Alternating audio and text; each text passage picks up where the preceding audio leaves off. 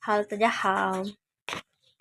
Assalamualaikum warahmatullahi wabarakatuh. Perkenalkan, nama saya Pepe Febrianti dengan NIM 21042186, jurusan Ilmu Administrasi Negara, mata kuliah Bahasa Mandarin, sesi 0851.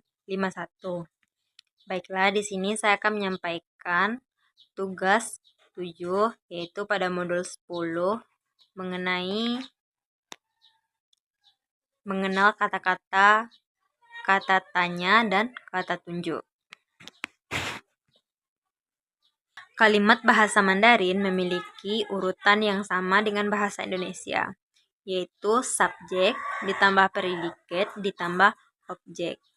Predikat di sini bisa berupa kata kerja atau kata se yang dapat diterjemahkan menjadi adalah.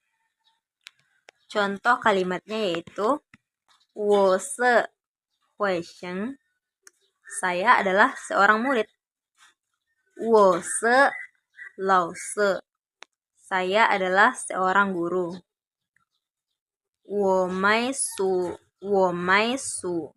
saya membeli buku.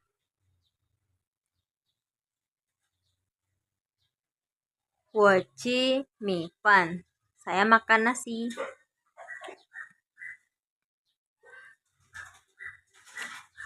Selanjutnya yaitu membicarakan tempat menggunakan zai. Zai ini bisa diartikan sebagai di dan termasuk sebagai kata kerja, jadi tidak perlu ditambahkan imbuhan kata kerja lainnya. Struktur kalimat yang benar adalah subjek ditambah zai ditambah keterangan tempat. Contohnya, 我在这里, 我在这里, saya di sini. 你在哪里, kamu di sana. Dawei Zainali, David di mana?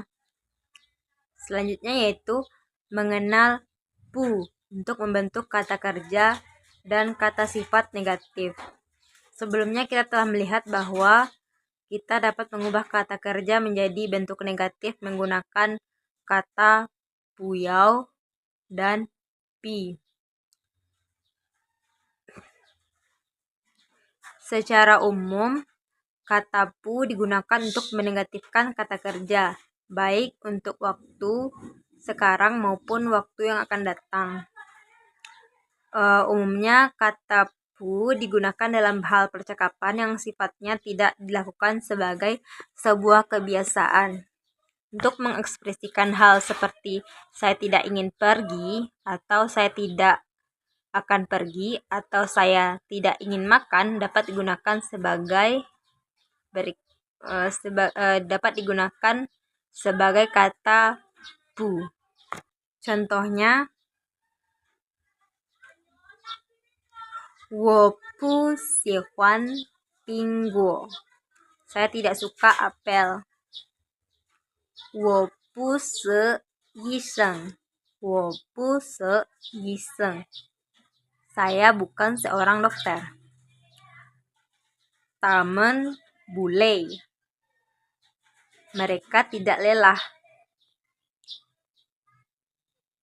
我们不在家, kami tidak di rumah. Tamen不是坏孩子, mereka bukanlah anak yang jahat.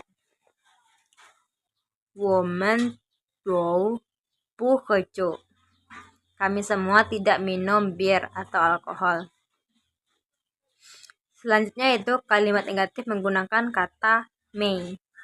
Mei ini biasanya dipasangkan dengan kata yo, berarti tidak. Mei itu artinya tidak, sedangkan yo berarti punya. Contohnya, 我有钱, saya punya uang.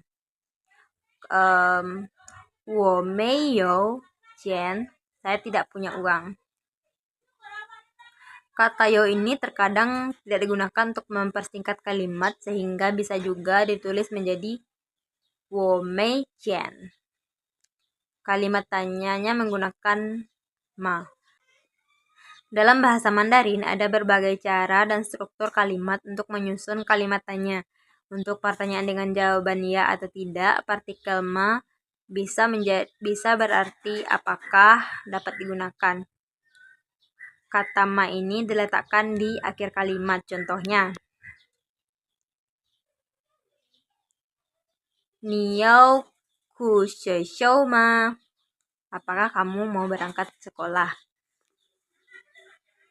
Na se li lao se ma. Apakah itu guru Li? Oke, sekian saja. Assalamualaikum warahmatullahi wabarakatuh.